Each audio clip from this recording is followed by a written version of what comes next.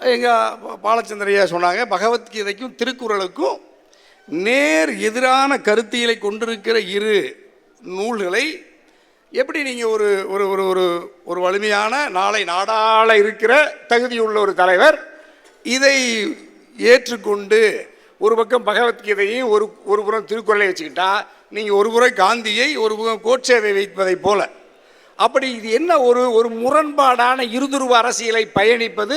அல்லது விஜயை யார் அந்த பயணத்தை நடத்த வலியுறுத்துகிறார்கள்? பின்னாடி யார் இருக்கிறாங்கிறத இப்போ நமக்கு சிக்கல் கேள்வி.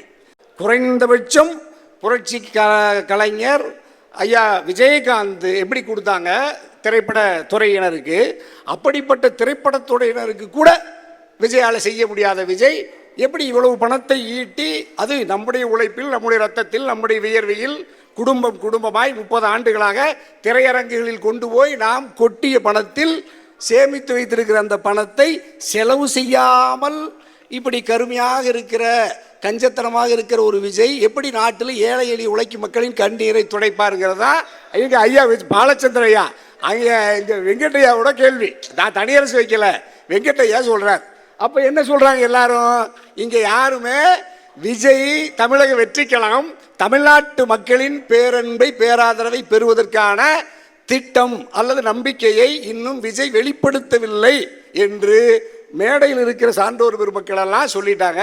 நீங்க வேங்க வயலை பேசுகிறீர்கள், ஆனால் அப்படிப்பட்ட ஒரு கொடுமையான செயல் நாட்டில் நடந்த பொழுது கூட அந்த கொடுமையை கண்டு கிளர்ந்தெழாத தம்பி விஜய் ஏன் நேரடியாக பக்கத்தில் தான் இருக்கிற புதுக்கோட்டை, ஒரு மணி நேரத்தில் நம்ம வேங்க வேலை அடைஞ்சிடலாம். எங்கள் இக்பால் எவ்வளோ வந்திருக்காரு, புதுக்கோட்டையிலிருந்து தான் வந்திருக்காரு. ஏன் நீங்கள் வேங்க வேலை நோக்கி போகல? ஏன்னா போக மாட்டார். ஏன் தெரியுமா? அதில் அரசியல் இருக்கிறது.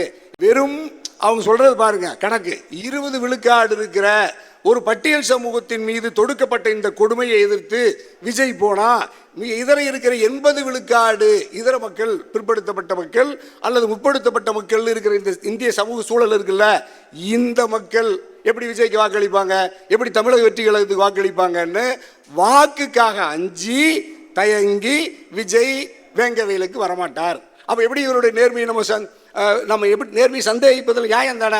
ஆனால் நம்ம அப்படி இல்லை. நான் தனியரசு வேங்கவேலுக்கு வருவேன், நம்ம மேடையில் இருக்கிற வருவோம், நம்ம எல்லாரும் சாதி மதங்களை கடந்து அந்த கொடுமைக்கு எதிராக களத்துக்கு நம்ம போவோம். இது பழக்கருப்பையா இவங்களாம் சொல்லிட்டாங்க, பாலச்சந்திரையா சொல்லிட்டாரு, எங்கள் லயோலா மணி ஐயா சொல்றாரு, ஊழலை ஒழிப்பது ஒரு குடும்ப ஆட்சியை ஒழிப்பது அப்படின்னு. அது விஜயால தான் சாத்தியம்னு சொல்றாங்கல்ல. நான் ரொம்ப கவனமாக, நீ எல்லாருக்கும் தெரியும், அந்த குடும்ப ஆட்சி, அந்த கார்ப்பரேட் குடும்ப ஆட்சி, அந்த குடும்பத்தில் இருக்கிற ரெட்ஜெயின் பட நிறுவனம், எங்கள் வெங்கட்டையாவுக்குலாம் தெரியும், பட நிறுவனம், அதனுடைய விநியோக நிறுவனம், 2 நிறுவனத்தில் விஜய், உங்கள் விஜய் எத்தனை படத்தில் நடிச்சிருக்கிறாரு, எத்தனை 1000 கோடி பணத்தை வாங்கியிருக்காரு. ஊழலை ஒழித்து அந்த குடும்பத்தை ஒழிக்க வந்திருக்கிற உங்கள் விஜய் என்ன நாடகம் ஆடுகிறார்?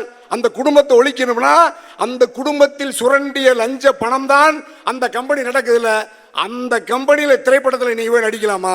அதில் நடிச்சு 250 கோடி ரூபாய் 250 கோடி ரூபாய் பல ஆயிரம் கோடி ரூபாயை அந்த குடும்பத்திலிருந்தே திரட்டி ஒரு பணக்காரரா வாழுற ஒரு விஜய் அந்த குடும்ப ஆட்சியை, ஊழலை ஒழிப்பேன் என்று சொல்லுவதும் பிழையானது, தவறானது.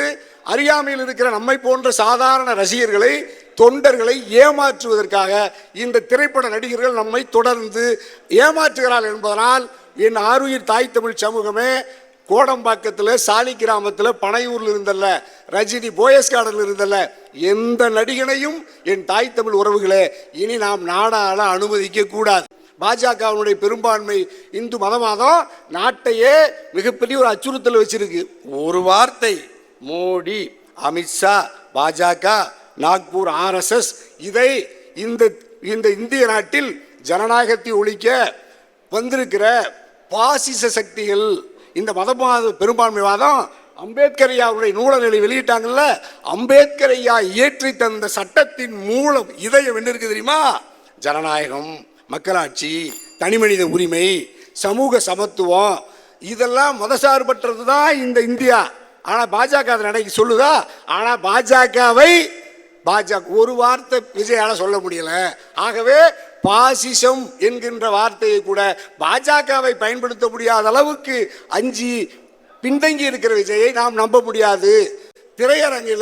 திரையில் வர்றத உண்மைன்னு நிஜம்னு நம்பி நாம் ஏமாறக்கூடாது என்பதனால் என் ஆருயிர் உறவுகளே, நம்முடைய தமிழக வெற்றி கழகத்தை, விஜயை மக்கள் பெரும்பான்மையாக ஆதரிக்க மாட்டார்கள், ஆதரிக்க கூடாது என்று மீண்டும் வலியுறுத்தி வாய்ப்புக்கு நன்றி பாராட்டி நிறைவு செய்கிறேன். நன்றி, வணக்கம்.